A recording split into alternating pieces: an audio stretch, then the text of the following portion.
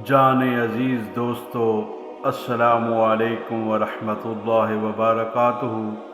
پرانے دور میں دو مخصوص پتھروں کو آپس میں ٹکرانے سے آگ جلانے کا کام لیا جاتا رہا ہے، لیکن موجودہ دور میں آگ جلانے کے لیے دیا سلائی استعمال کی جاتی ہے۔ اسے عرف عام میں ماچس کی تیلی بھی کہا جاتا ہے۔ اس تیلی کے سر پر بارود چپکا ہوتا ہے۔ جب اسے رگڑ دی جائے تو ایک شعلہ سا سلگ اٹھتا ہے اور اس کے ساتھ لگی ہوئی خشک لکڑی کی تیلی بھی جل اٹھتی ہے۔ پھر اس ایک تیلی سے نہ جانے کیا کیا جلایا جا سکتا ہے، اور یہ ایک تیلی خطرناک حد تک تباہ کن ثابت ہو سکتی ہے۔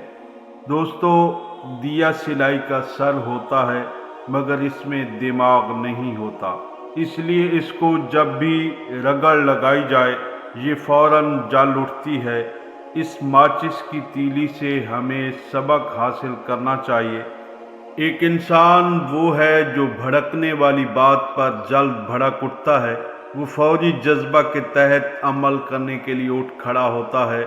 ایسا آدمی ہمیشہ اس دنیا میں ناکام رہتا ہے، اور دوسرا انسان وہ ہے جو بھڑکانے والی بات ہو تب بھی نہیں بھڑکتا، وہ ٹھنڈے دماغ سے سوچتا ہے اور پھر اپنا عمل کرتا ہے۔ ایسا انسان دنیا میں ہمیشہ کامیاب رہتا ہے، اور دوسرا انسان انسان ہے، اور پہلا صرف ماچس کی ایک تیلی۔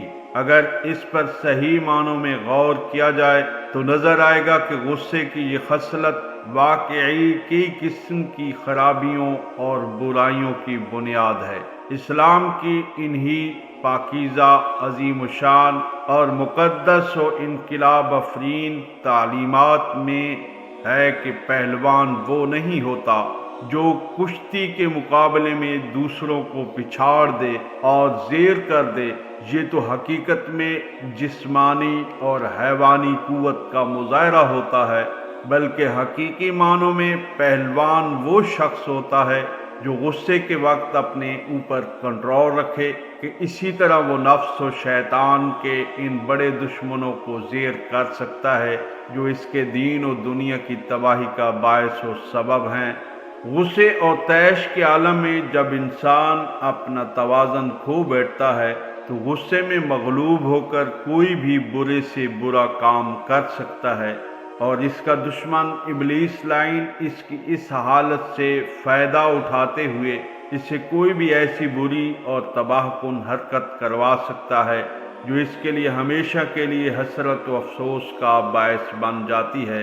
اس لیے غصے کے اس موقع پر اپنے نفس پر کنٹرول رکھنا اور اپنے حواس کو قابو میں رکھنا واقعتاً بڑی چیز اور پہلوانی سے کہیں بڑھ کے ہے۔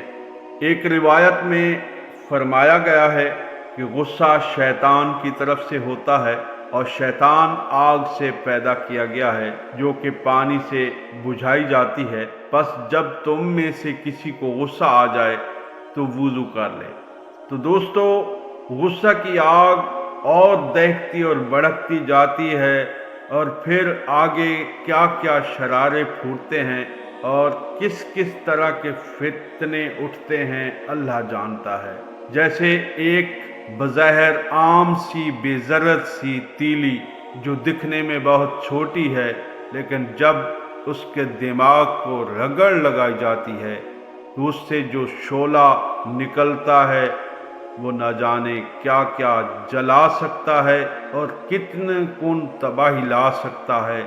یہ خود آپ اپنے ذہن میں اس کا تصور قائم کر سکتے ہیں۔ تو اللہ تبارک و تعالی ہم سب کو اپنی پناہ میں رکھے اور ہر قسم کے شر سے ہمیشہ ہمیں محفوظ رکھے، آمین۔